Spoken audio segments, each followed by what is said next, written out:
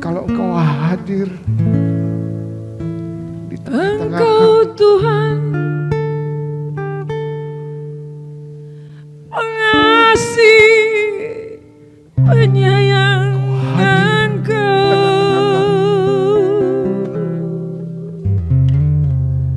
Engkau ada di depan kami. Murah hati Tuhan, panjang sabar Tuhan. Maka hatiku hancur. Kasihanilah aku, tolonglah aku.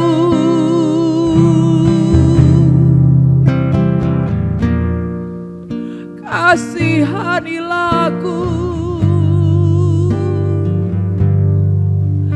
ampunilah.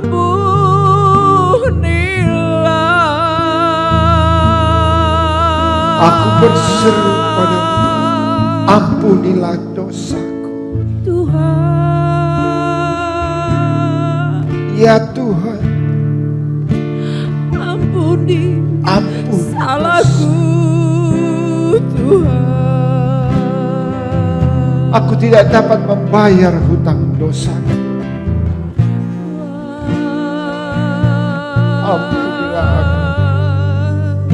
Sembuhkanlah aku.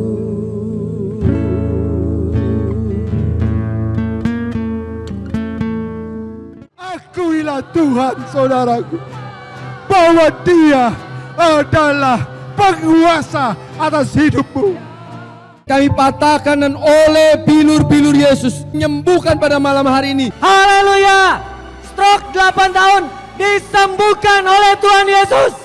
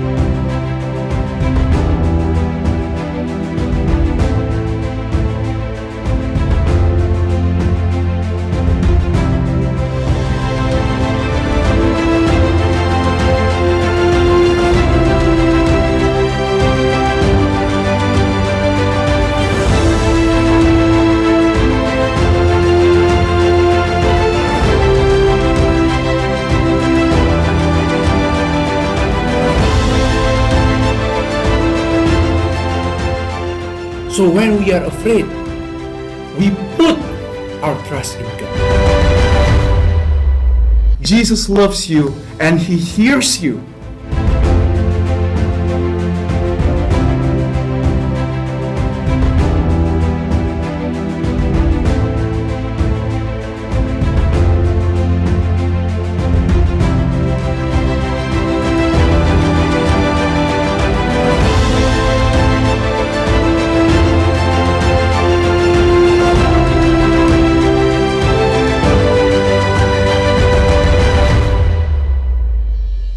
Shalom, haleluya. Saudara-saudaraku yang saya kasih dalam nama Tuhan Yesus, selamat berjumpa lagi dalam acara KPP Online pada hari ini 4 Juni 2020. Tema kita pada malam hari ini adalah Yesus membebaskan orang yang kerasukan setan. Kita akan ambil dari Lukas 4 nanti, dari ayat 31 sampai dengan ayat 41. Sebelumnya, saudaraku, mari kita bersama-sama berdoa.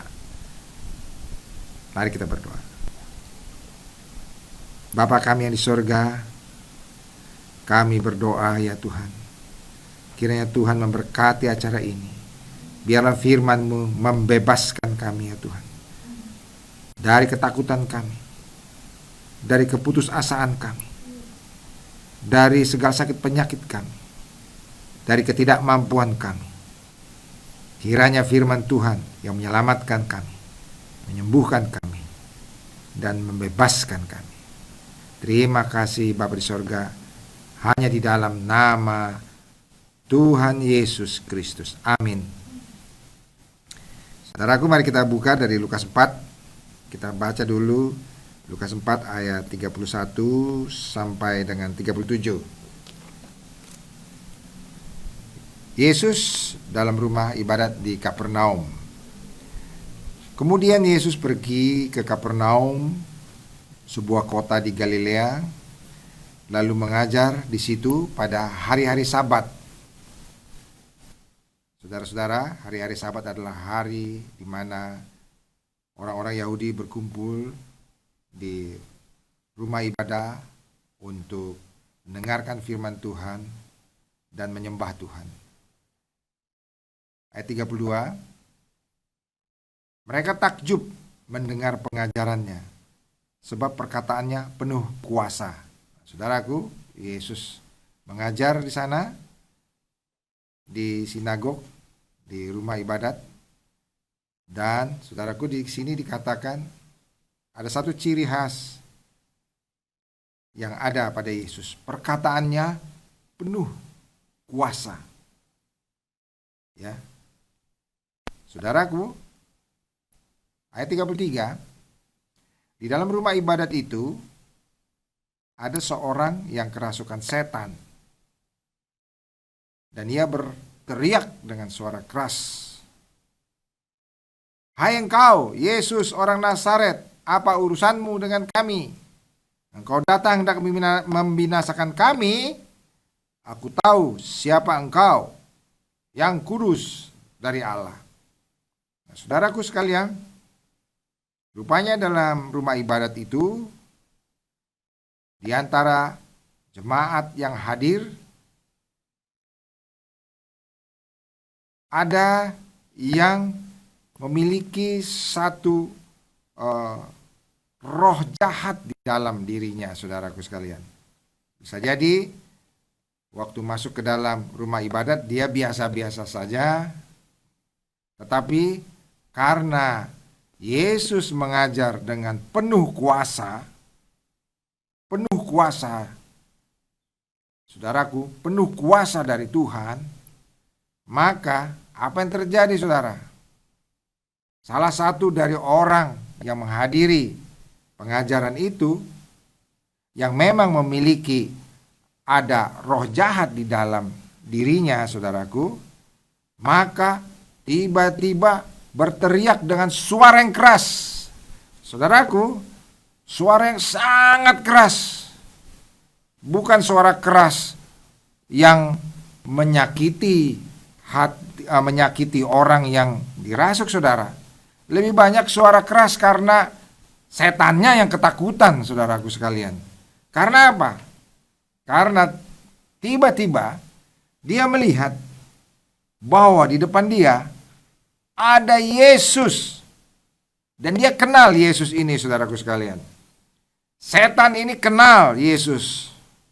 Sehingga dia berkata, "Hai engkau, Yesus orang Nazaret, apa urusanmu dengan kami? Engkau datang hendak membinasakan kami? Aku tahu siapa engkau, yang kudus dari Allah." Nah, saudaraku sekalian, setan ini rupanya sangat takut berhadapan dengan Yesus. Dan dia kenal Yesus ini, saudaraku sekalian. Bahkan dia berkata bahwa engkau adalah yang kudus dari Allah. Saudaraku sekalian, kenapa saudaraku sekalian setan ini sangat takut? Karena saudaraku sekalian, mereka setan-setan ini tahu bahwa akan tiba suatu saat mereka akan dibinasakan atau disiksa, saudaraku sekalian. Sehingga dia tahu, dia kemudian tiba-tiba di depan dia melihat Yesus orang Nazaret. Dan dia tahu ini adalah anak Allah. Dan dia tahu anak Allah ini punya otoritas untuk menyiksa mereka, saudaraku sekalian. Karena itu mereka, saudaraku sekalian, takut sekali. Saudara, mereka bukan saja takut diusir keluar dari orang yang dirasuk setan ini, tetapi mereka takut sekali kalau pada hari itu sudah tiba waktunya mereka dihukum dan disiksa dan dibinasakan. Saudaraku sekalian, mereka sangat takut sekali, saudaraku.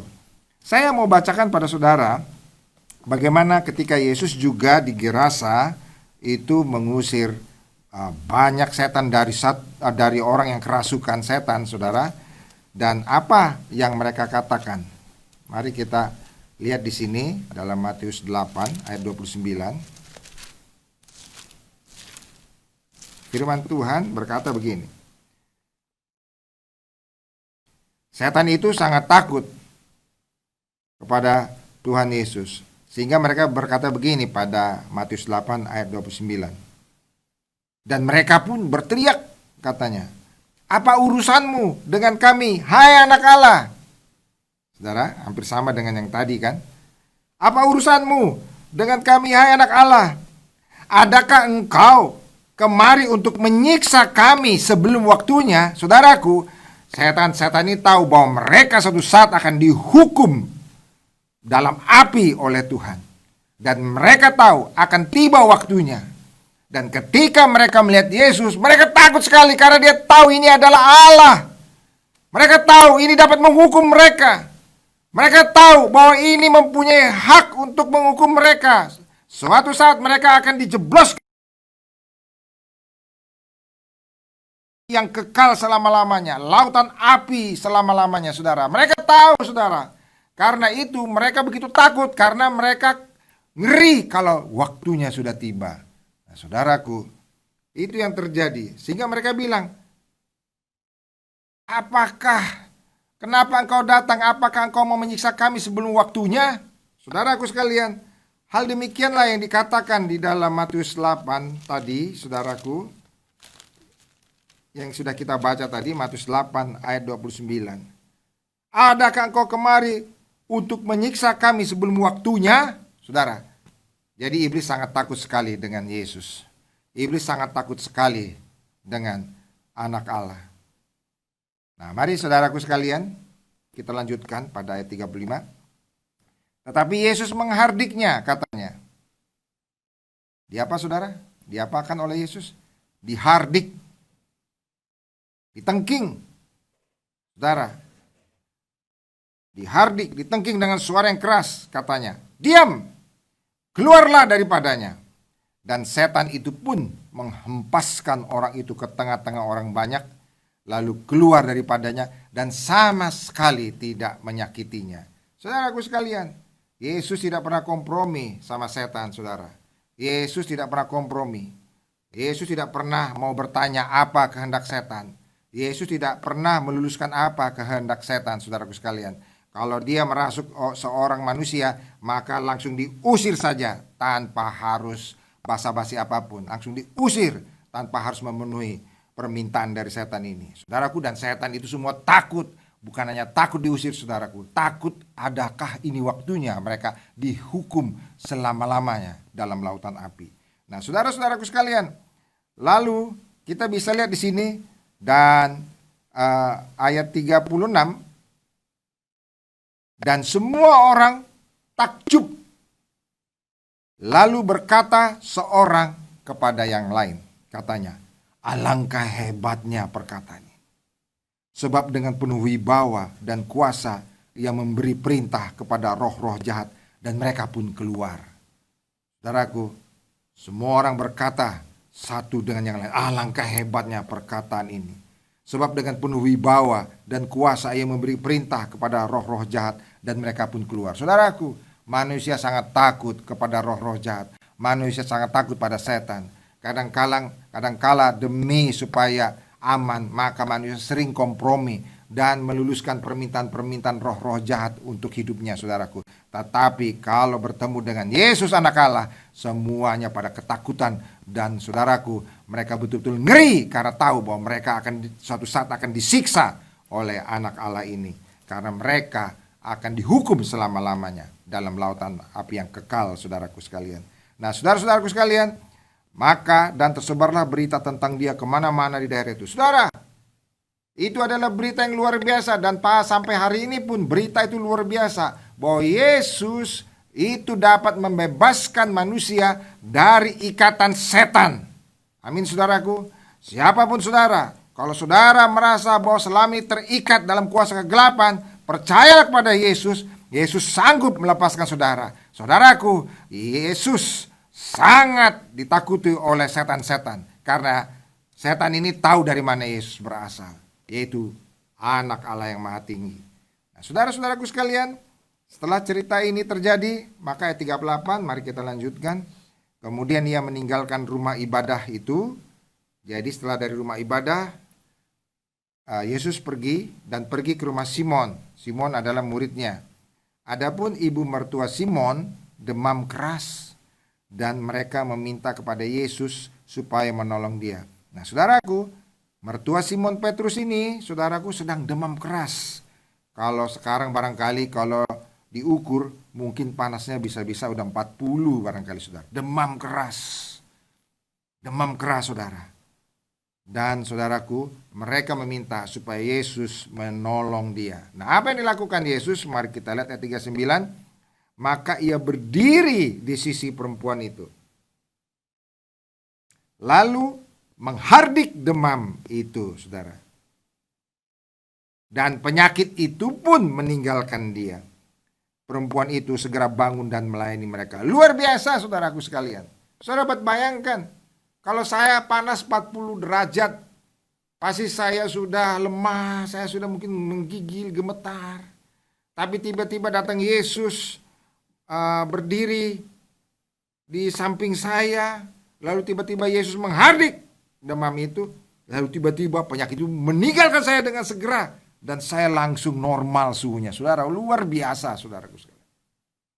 Saudaraku, sampai hari ini pun kalau kita minum obat penurun panas pasti memerlukan waktu, saudara.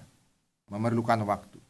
Tetapi pada saat itu Yesus menghardik demam itu dan langsung hilang. Dan dari mana kita tahu langsung sehat? Karena dikatakan oleh firman Tuhan, mertua Petrus itu langsung bangun dan melayani mereka semua. Berarti udah sehat, saudaraku. Nah, ketika matahari terbenam, ayat 40, semua orang membawa kepadanya orang-orang sakit. Orang sakitnya. Jadi semua orang banyak membawa orang sakitnya, yang menderita bermacam-macam penyakit. Ia pun, siapa saudara? Yesus. Ia pun meletakkan tangannya atas mereka masing-masing dan menyembuhkan mereka. Ayat 41, dari banyak orang keluar juga setan-setan sambil berteriak, "Engkau adalah anak Allah." Saudara, ingat yang di atas tadi? Setan-setan ini kenal siapa Yesus, orang Nazaret, anak Allah. Dan mereka tahu anak Allah ini punya kuasa untuk menghukum mereka kelak satu saat dalam satu hukuman yang selama-lamanya. Karena itu mereka sangat takut. Dan saudaraku sekalian, mereka semua keluar setan-setan ini dari orang-orang yang sakit ini. Dan mereka berteriak, "Engkau adalah anak Allah." Lalu ia dengan keras melarang mereka dan tidak memperbolehkan mereka berbicara. Karena mereka tahu bahwa ia adalah Mesias. Iblis-iblis itu tahu Yesus adalah Mesias, yaitu Juru Selamat, yaitu anak Allah yang datang ke dunia ini untuk menyelamatkan kita. Saudaraku, saudara sudah mendengarkan firman Tuhan ini. Saudara, marilah percaya kepada Yesus bahwa Dia berkuasa. Jangan takut kepada kuasa-kuasa kegelapan. Saudaraku, Yesus sanggup melepaskan engkau dari ikatan kuasa-kuasa kegelapan. Saudara, Yesus sanggup dan Yesus sangat ditakuti oleh kuasa-kuasa kegelapan, saudaraku sekalian.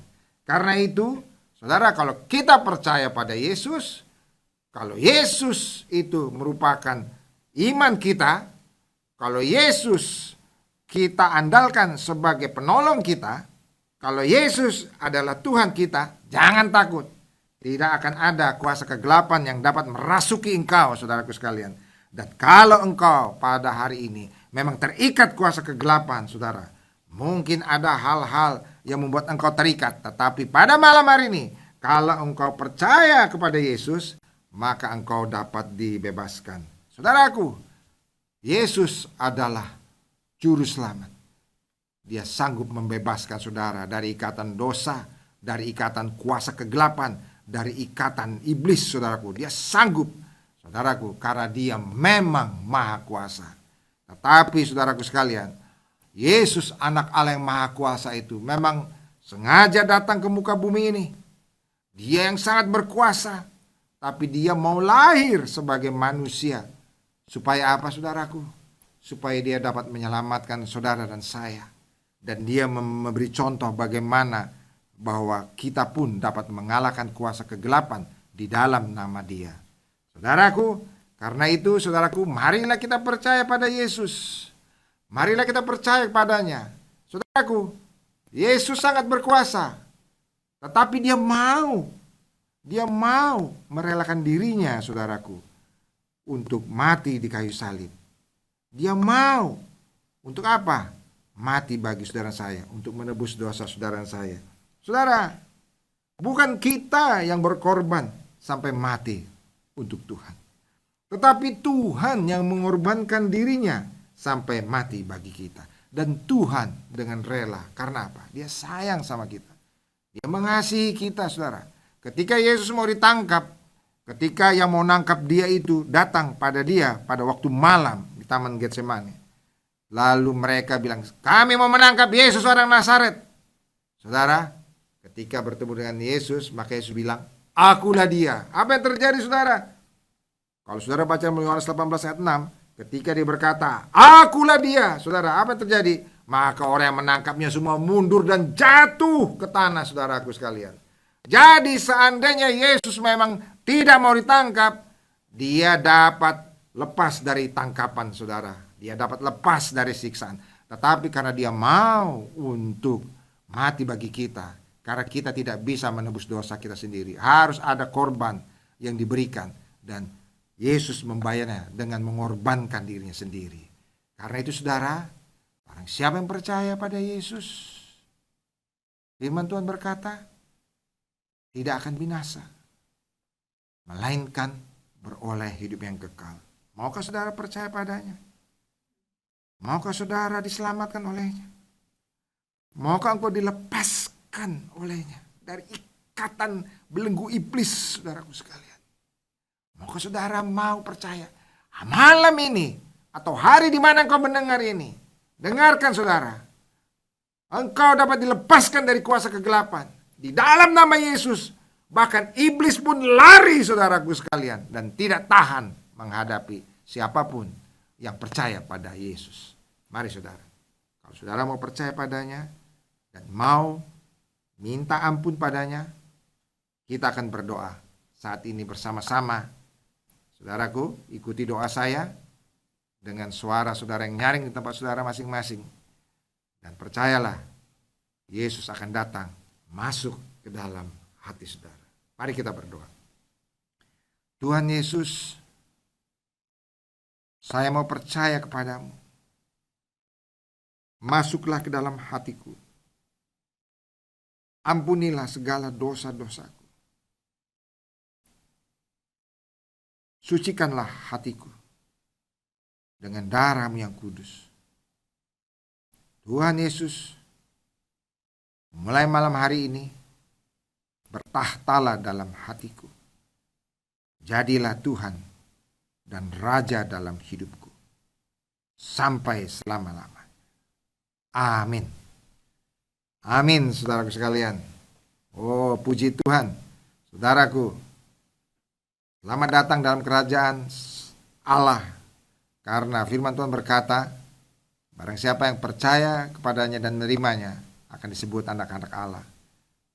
Selamat datang di kerajaan Allah, dan Allah adalah Tuhan dan Bapa bagi kita yang sangat sayang pada kita. Ada satu lagi yang diberikan oleh Bapa kita di sorga, yaitu apabila saudara mengalami masalah pada malam hari ini, mungkin permasalahan dalam keluarga, mungkin permasalahan dalam suami istri, mungkin permasalahan dalam kehidupan saudara yang sulit dipecahkan, Yesus sanggup menyelesaikannya, saudara. Atau saudara sakit pada malam hari ini, Yesus sanggup menyembuhkan saudara. Dia sanggup, kenapa saudara? Karena dia adalah anak Allah. Dan firman Tuhan berkata, dia yang tersalib itu, dia yang berbilur-bilur itu, dia yang menyembuhkan kita. Oleh bilur-bilurnya kita menjadi sembuh. Saudara, jadi mari kita lihat lagi saudaraku tadi pada Lukas 4. Saudara telah baca bersama-sama dan saya akan bacakan lagi. Ayat 38. Kemudian ia meninggalkan rumah ibadat itu dan pergi ke rumah Simon. Adapun ibu mertua Simon demam keras dan mereka meminta kepada Yesus supaya menolong dia. Maka ia berdiri di sisi perempuan itu, lalu menghardik demam itu, dan penyakit itu pun meninggalkan dia. Perempuan itu segera bangun dan melayani mereka. Ayat 40. Ketika matahari terbenam, semua orang membawa kepadanya orang-orang sakitnya yang menderita bermacam-macam penyakit. Ia pun meletakkan tangannya atas mereka masing-masing dan menyembuhkan mereka.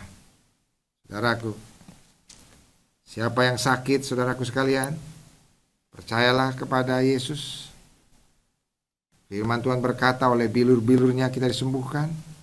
Dan pada malam hari ini adalah bagian saudara yang percaya kepadanya menerima kesembuhan. Saudara, siapa yang sakit, saudara tumpangkan tangan di tempat di mana saudara sakit. Saudara tumpangkan tangan pada darah saudara, atau sakit paru-paru, jantung, atau TBC. Saudara juga tetap tumpangkan tangan pada darah saudara. Kalau saudara sakit pada perut saudara, saudara tumpangkan tangan pada perut saudara. Atau sakit pada kaki, saudara jamah kaki saudara. Ke tangan, saudara jamah, tumpangkan tangan pada tangan saudara. Kalau saudara sakit pada kepala saudara, saudara jamah kepala saudara. Atau buta, saudara tumpangkan tangan pada mata saudara. Percaya saudara, Yesus sanggup menyembuhkan saudara pada saat ini.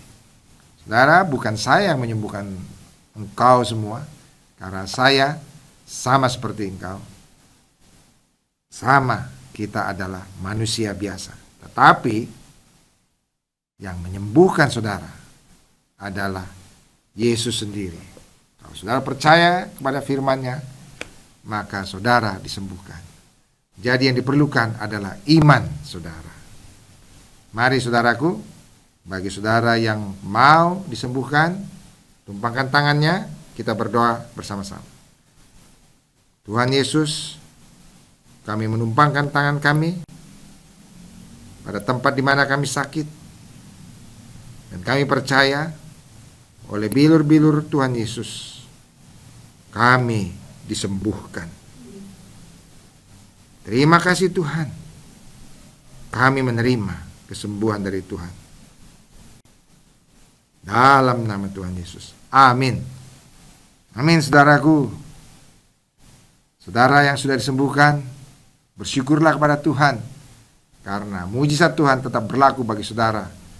Dan bagi kita semua. Yesus tetap sama dahulu, sekarang, dan selama-lamanya.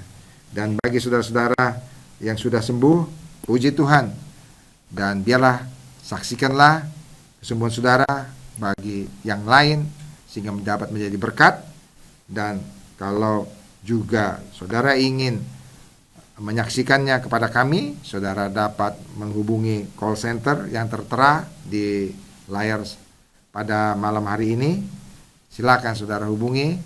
Dan kalau misalnya juga saudara mempunyai persoalan-persoalan yang mau didoakan, saudara juga dapat hubungi call center yang ada di layar yang ada saat ini, baik dalam bahasa Indonesia atau mungkin dalam bahasa Inggris. Dan bagi saudara yang memang mau belajar lebih lanjut tentang firman Allah, saudara juga dapat hubungi, karena tim doa dengan sukacita mau menolong saudara-saudaraku sekalian. Saudaraku, kita akan mengakhiri acara ini. Pada saat ini kita masih dalam kondisi mengalami satu situasi, kita menghadapi pandemi COVID-19 ini.